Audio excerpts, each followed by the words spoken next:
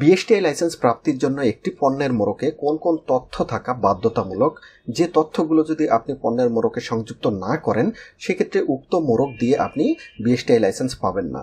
তো আজকের ভিডিওতে মূলত আমি আপনাদেরকে দেখাবো আপনারা যখন একটি পণ্যের মোড়ক ডিজাইন করবেন তখন উক্ত মোড়কে কোন কোন তথ্যগুলো রাখবেন, এবং এই তথ্যগুলো রাখা কিন্তু বাধ্যতামূলক। কেননা পণ্য মোড়কজাতকরণ বিধিমালা 2021 অনুসারে এই তথ্যগুলো যদি আপনি পণ্যের মোড়কে সংযুক্ত না করেন সেক্ষেত্রে কিন্তু উক্ত মোড়কের লাইসেন্স আপনি পাবেন না বা বিএসটিআই লাইসেন্স পাবেন না।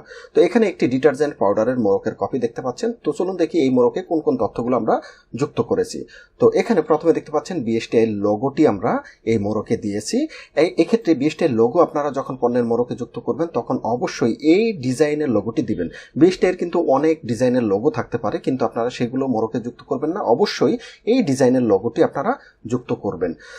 এর পরবর্তীতে দ্বিতীয় হচ্ছে পণ্যের এখানে বিডিএস কোড দেখতে পাচ্ছেন, এই যে 1445, এটি কিন্তু হচ্ছে এই যে সিনথেটিক ডিটারজেন্ট পাউডারের জন্য একটি নির্ধারিত কোড।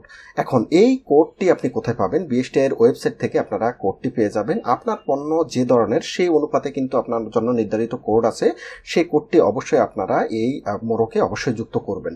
এখন যেমন আপনার পণ্য যে ধরনের সেই অনুপাতে কিন্তু আপনার বিডিএস কোড পৃথক হবে।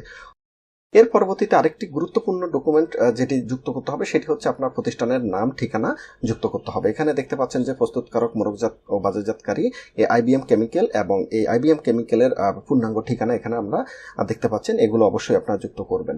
এর পরবর্তীতে আপনার যে পণ্যের লোগো বা ব্র্যান্ড নেম সেটি আপনাদেরকে অবশ্যই পণ্যের মোড়কে দিতে হবে। এখানে আমার নেক্সো, এইটি হচ্ছে ব্র্যান্ড নেম, এখানে দেখতে পাচ্ছেন টিএম বা ট্রেডমার্ক করা, সুতরাং এই লোগোর পাশে অবশ্যই টিএম যুক্ত করবেন, এবং এর সাপোর্টিং কাগজ হিসাবে কিন্তু আপনার ট্রেডমার্কের ডকুমেন্টটি কিন্তু বিএসটিআই অ্যাপ্লিকেশনের সাথে আপনাদেরকে দিতে হবে। সুতরাং আপনার লোগোর পাশে অবশ্যই এরকম টিএমটি যুক্ত করবেন, এটিও একটি গুরুত্বপূর্ণ।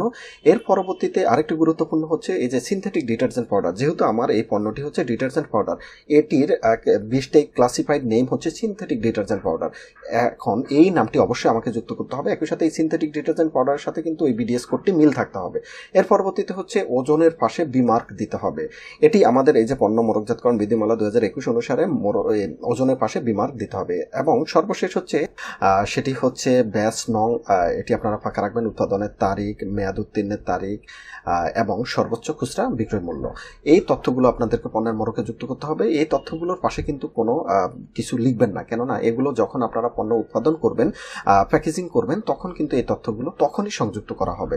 সুতরাং এই তথ্যগুলো আপনাদেরকে অবশ্যই পণ্যের মোড়কে সংযুক্ত করতে হবে, এবং এটি কিন্তু আপনি আইনত বাধ্য, কেননা পণ্য মোড়কজাতকরণ বিধিমালা 2021 অনুসারে এই তথ্যগুলো আপনাকে অবশ্যই পণ্যের মোড়কে রাখতে হবে।